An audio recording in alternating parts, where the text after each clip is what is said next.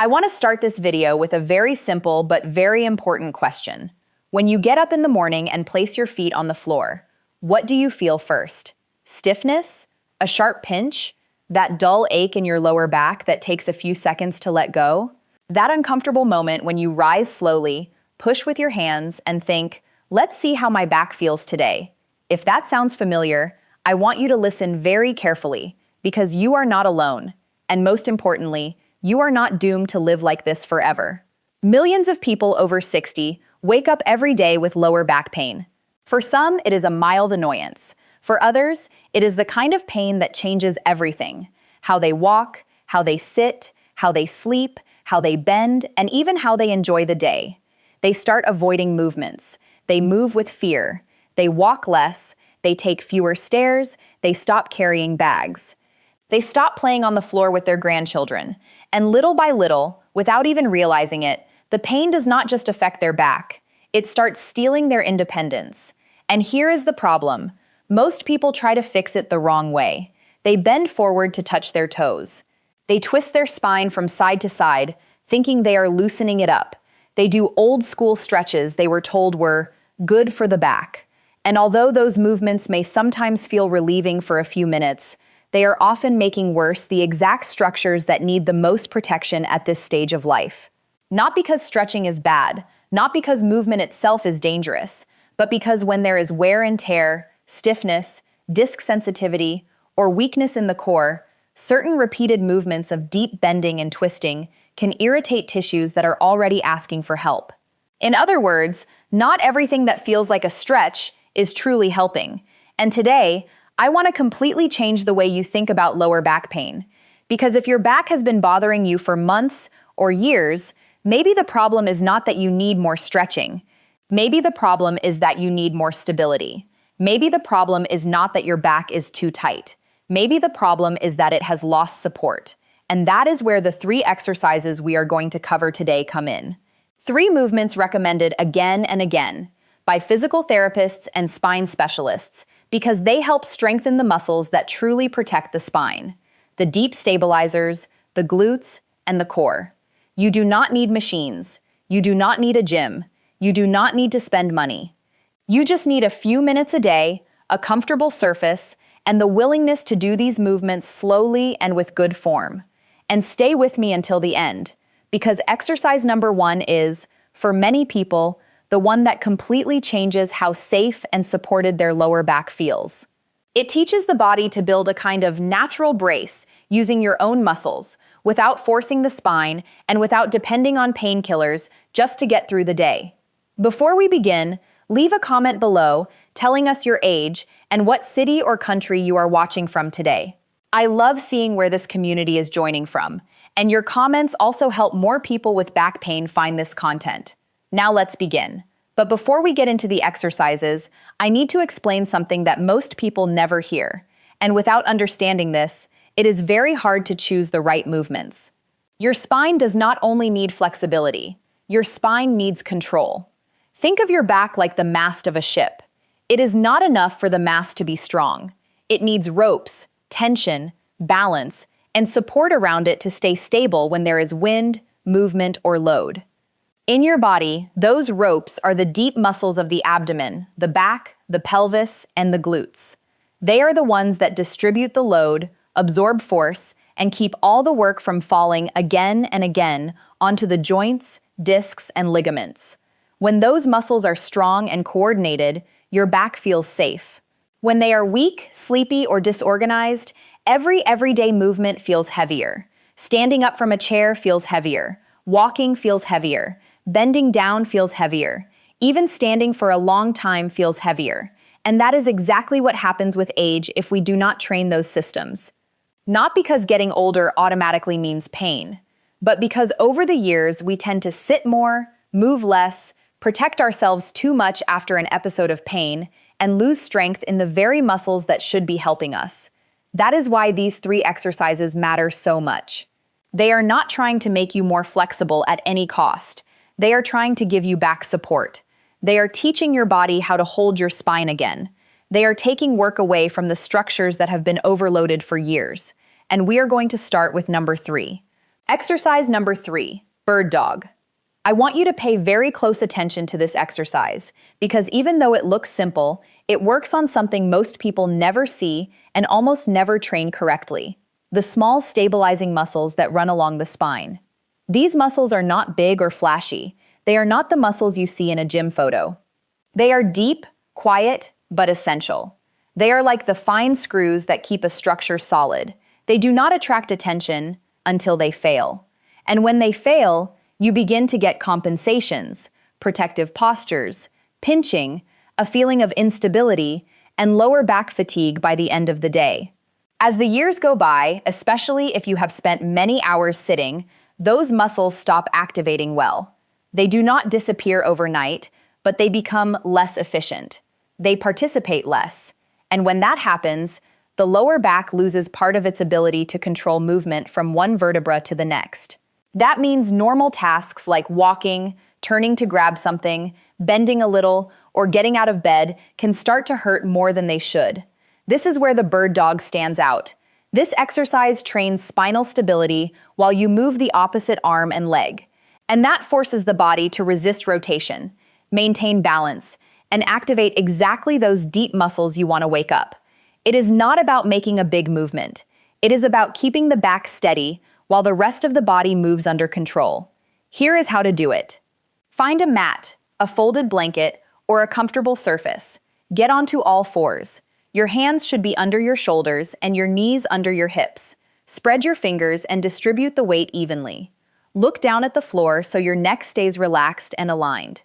Imagine your back as a table, not sagging downward and not rounded upward.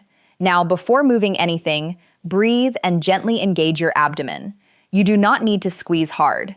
Just think about lightly tightening the abdominal wall, as if you were about to receive a gentle tap on the stomach.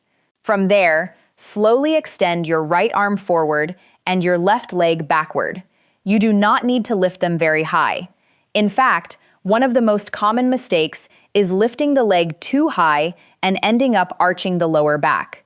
We do not want that. We want length, not height. Reach as if someone were pulling your hand forward and your heel backward. Hold the position for 3 to 5 seconds. And now pay attention to what should not happen. Your pelvis should not rotate. Your back should not move. Your neck should not tense up. Your abdomen should not sag. The entire goal of the exercise is for the body to learn to hold that line while the arm and leg move away from each other. Then return slowly to the starting position and switch sides. Left arm with right leg. Do it very calmly. The slowness here is not a minor detail. It is the difference between a control exercise and a movement done by momentum.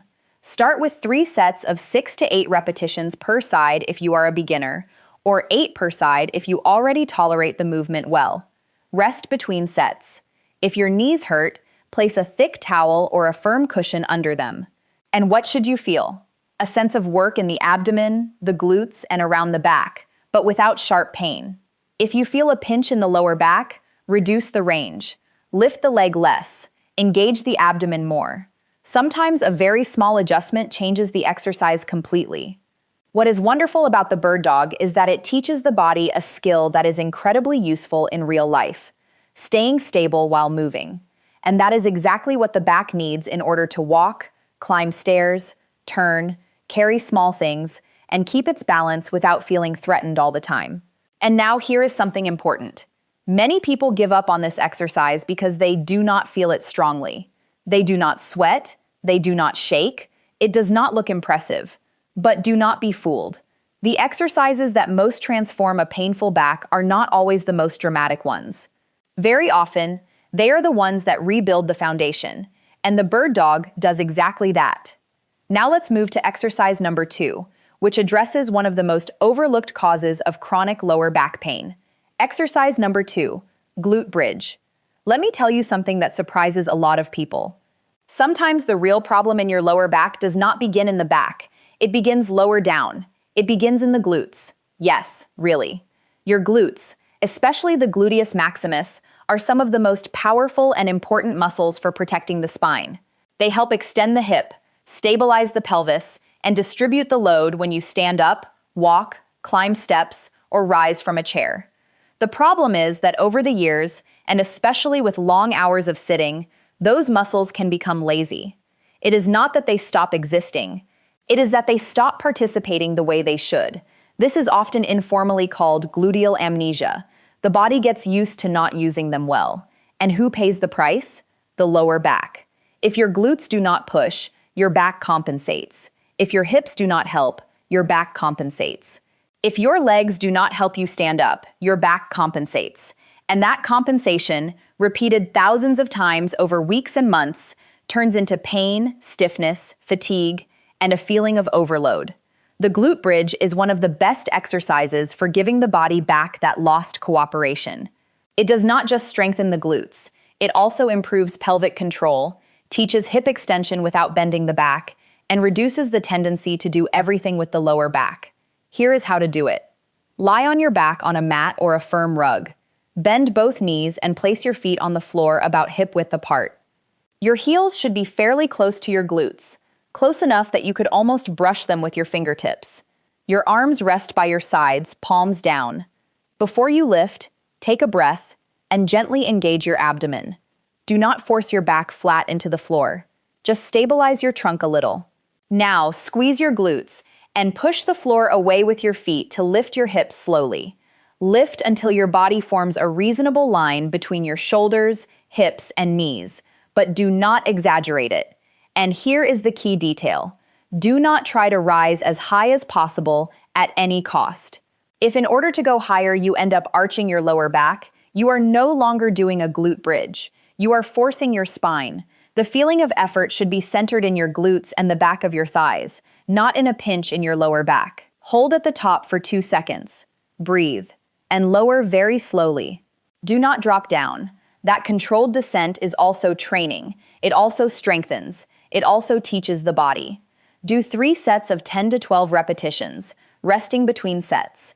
If you get hamstring cramps, move your feet a little farther away or think more about squeezing the glutes before lifting. If you feel your back instead of your glutes, you are probably lifting too high or too fast. Why does this exercise change life so much for many people? Because it improves everyday movements very directly. Standing up from a deep chair starts to feel easier. Climbing a step feels less heavy. Walking becomes steadier. Even standing for a long time can improve, because the lower back is no longer trying to do all the work alone. And here I want to pause for a moment to say something very important. Strengthening the glutes is not an aesthetic goal. After 60, strengthening the glutes is a strategy for protection. Protection for the back, protection for the knees, protection for the pelvis, protection for walking, protection for independence. If this video is already helping you understand your pain in a different way, this is a good time to leave a link and subscribe to the channel. It really helps more older adults find clear, useful, practical information instead of confusing advice that only makes things worse. And now we come to exercise number 1. Exercise number 1, McGill curl up. This exercise deserves your full attention. Because if there is one movement that completely changed the way many specialists think about core training for people with lower back pain, it is this one. Most people, when they think about strengthening the abdomen, think about traditional sit-ups, lifting and lowering the trunk, curling the chest toward the knees, repeating it again and again. But for many people with lower back pain, that kind of repeated spinal flexion can be too aggressive, especially if there is already disc sensitivity, stiffness, degeneration, or pain with bending forward. The McGill curl-up was created as a much smarter alternative. It does not aim to bend the spine again and again. It aims to activate the abdominal muscles while keeping the back in a safe position. That changes everything, because the job of the abdomen is not only to curl you forward. Its most important job in many real-life situations is to stabilize, resist excessive movement, and help distribute forces so the lower back does not carry everything alone. When those muscles do their job well, they act like a natural brace. Not an external brace squeezing you from the outside, but an internal muscular structure protecting the lower back from within. And that is exactly what this exercise teaches. Here is how to do it. Lie on your back on a firm surface. A mat on the floor is ideal. Do not do it on a soft bed, because your body sinks and you lose your reference. Extend one leg straight on the floor and keep the other knee bent with the foot planted. That combination is not random. It helps stabilize the pelvis and reduces unnecessary tension. Now place your hands under the natural curve of your lower back. Not to push it, not to flatten it, just to maintain that small natural curve and make sure the lower back does not change position. Take a breath, gently engage your abdomen. And now, keeping your neck long and your chin slightly tucked, lift only your head and shoulders a little. Very little, much less than most people imagine. You are not trying to sit up. You are not doing a traditional crunch. You just want to slightly lift the upper shoulder blades while the abdomen works and the lower back stays stable. Hold that position for 8 to 10 seconds, breathing normally. This is important. Do not hold your breath. If you can speak a short sentence while holding the position, you are probably using an appropriate level of tension. Then lower slowly, rest for a few seconds, and repeat. Do 5 repetitions with one leg bent, then switch the legs and do another 5. Complete 3 sets if you tolerate it well. Now let's talk about common mistakes, because this is where many people go wrong. First mistake, pulling with the neck. If you lift your head using your neck and end up with tension in your throat or pain in your neck, you are doing too much. Reduce the height. Think about lifting the chest with the help of the abdomen, not jamming the head forward. Second mistake, flattening the lower back into the floor. We do not want that. We want to preserve the natural curve.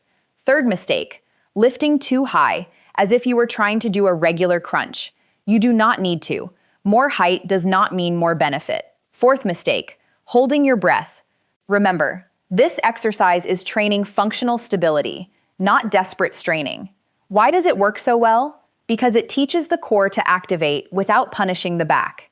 It teaches the body to generate protective stiffness where needed, without resorting to repetitive movement that can aggravate some people's symptoms. And for older adults, that can make a huge difference. If I had to summarize the central idea of this exercise in one sentence, it would be this. Protecting the spine does not always mean moving more. Sometimes it means learning to move better and resist unnecessary movement better. And that brings us to a key point. These 3 exercises work so well together because each one solves a different part of the problem. The bird dog trains stability and cross-body control. The glute bridge restores strength and support from the pelvis and hips.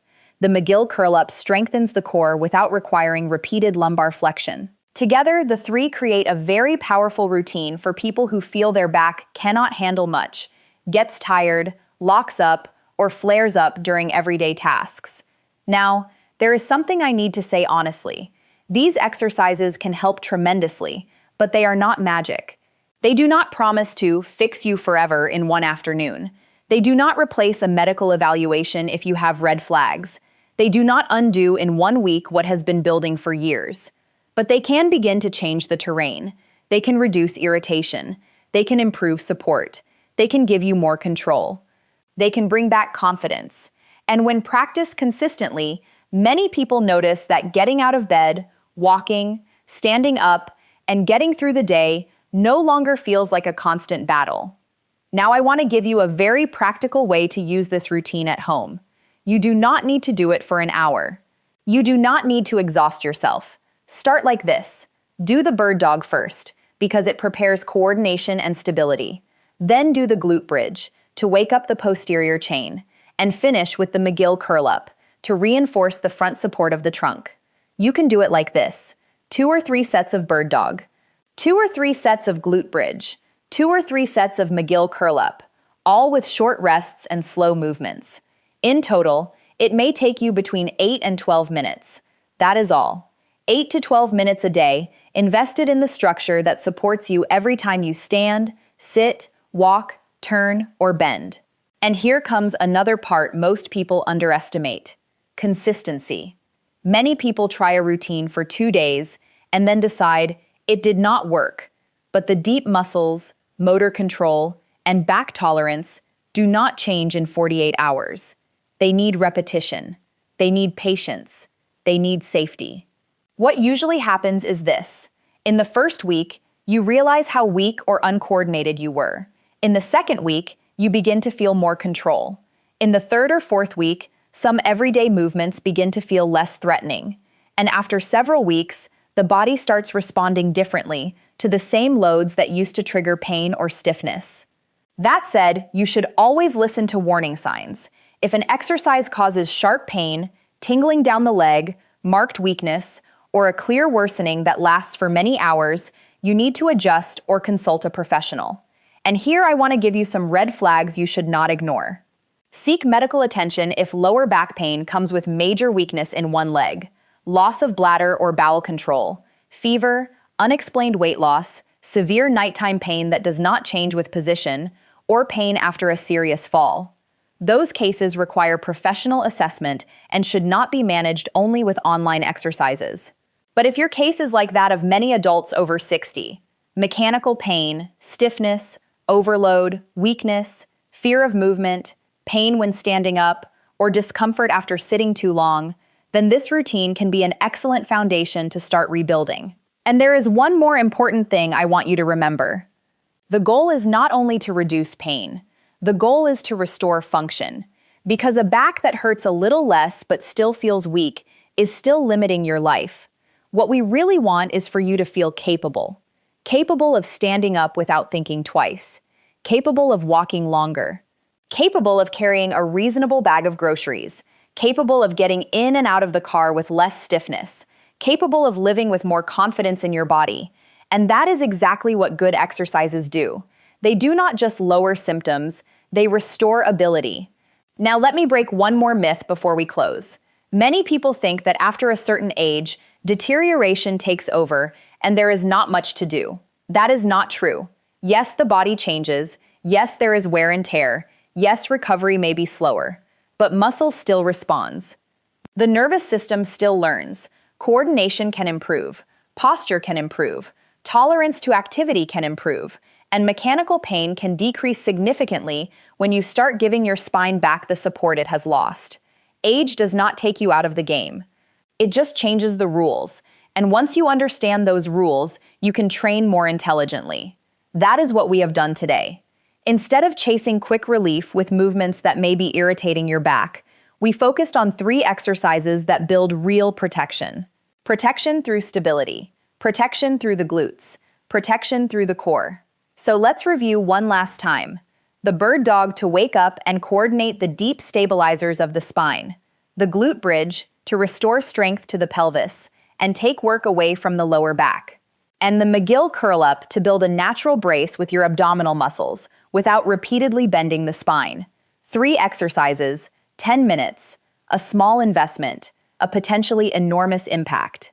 If you do this routine with patience, good form, and consistency, you will not just be exercising. You will be telling your body, let's give you back the structure you need to move safely again. And that is worth a lot. Before you go, I want you to tell me in the comments which of these 3 exercises you are going to try first today. The bird dog, the glute bridge, or the McGill curl-up. And also tell me whether your pain shows up more in the morning, after sitting, or after walking a lot. I would love to know, because it helps me prepare more videos exactly around what this community needs. If you know someone who has been suffering with lower back pain for a long time, share this video with them. Sometimes a clear explanation and a simple routine can completely change the way someone lives their day. Do not forget to like this video and subscribe to the channel so you do not miss the next videos on mobility, strength, balance, and healthy aging after 60. Thank you so much for watching. Move calmly, move with intention, move with confidence. And remember this, your back does not need punishment, it needs support. And when you start giving it that support, your body can surprise you in incredible ways.